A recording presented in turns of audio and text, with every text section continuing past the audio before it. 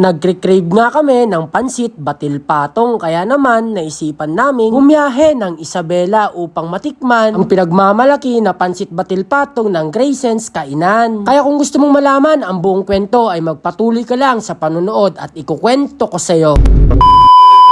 Hi! Hello! Ako nga pala ito ang nag-iisang Jerome Tugade o mas kilalang Ingo Vibes TV. Mula bayan ng Talavera, Nueva Ecija ay babiyahe nga tayo pauwi ng Isabela. Dito na nga tayo unang nagpakarga ng ating full tank at nagkakahalaga nga ito ng 270 pesos. Pagkatapos nun ay diretsyo na nga kami sa aming paglalakbay hanggang sa madaanan na namin ang Welcome to Balok. At diretsyohin mo nga lang to unti at madadaanan mo na rin ang arko ng Science City of Muñoz. Kung may mga followers akong taga Muñoz ay pwede ba kayong mag-ingay sa ating comment section hanggang sa malagpasan na natin ang CLSU. Sa hindi rin katagalan ay nandito na nga rin tayo sa sentro ng San Jose, Nueva Ecija. At pwede mo bang i-comment kung taga saan ka upang malaman ko naman kung saan na nakakaabot ang aking mga ginagawang video like this. At sa patuloy ng aming paglalakbay ay nandito na nga kami sa pagkahaba-habang Karanglan, Nueva Ecija. Hindi nga masyadong nakabidyo ang aking OBR dahil in-enjoy niya na ang view. Sa madaanan na namin ang arko ng Nueva Ecija. Tulad nga ng sabi ko ay hindi nakabidyo halos ang aking OBR, kaya naman nandito na tayo sa bayan ng Bayumbong, Nueva Vizcaya hanggang sa papasukin na nga natin ang lalawigan ng Isabela. At kinabukasan nga ay pumunta na kami ng Grayson's Kainan upang tikman ng pinagmamalaki nilang batil patong. Dito nga rin kumain ang mga nag-North Loop na Arwan Moto. At isa na rin ang ating pambansang kamao si Senator Manny Pacquiao at marami pang iba. Order na nga kami dito at hinihintay na nga lang namin. Habang hinihintay nga namin ang aming order ay gumawa nga muna ako ng aming pangmalupitang sausawan dahil nga sa self-service dito. Huwag kang mag-alala dahil unli ang kanilang puting sibuyas dito. At sa hindi nga katagalan ay dumating na nga rin ang aming order. At sa halagang 139 pesos ay sulit na dahil hindi ka tinipid. Talaga namang mabubusog ka. Kaya naman ano pang hinihintay mo? Puntahan mo na rin ito nang malaman mo kung ano ang sinasabi ko. At take note, gusto ko nga palang linawin, ang video ito ay hindi sponsored ng Grayson's Kainan. Kaya hindi nyo pwedeng sabihin na bias ako pag sinabi kong masarap. At sa sobrang dami nga ng kanilang servings ay ganito ang mga sumunod na nangyari.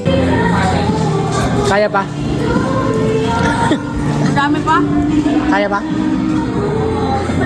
Hindi na nga naubos ng aking girlfriend kaya naman tinake out niya na yung kanya. At pagkatapos nga namin kumain doon ay ito nga at naggrocery nga muna kami ng mga chichirya dahil babaunin namin ito sa Sabado punta sa Ilog. O diba updated kayo? Kung bago ka nga lang dito sa aking Facebook page or napadaan ka lang ay huwag mo nang kakalimutang pinutin ang follow button pati na rin ang all videos para lagi kang updated sa aking mga ginagawang video. Once again, this is Ka Jerome ng Mataas na Kahoy, also known as Ingo Vibes TV. Maraming salamat.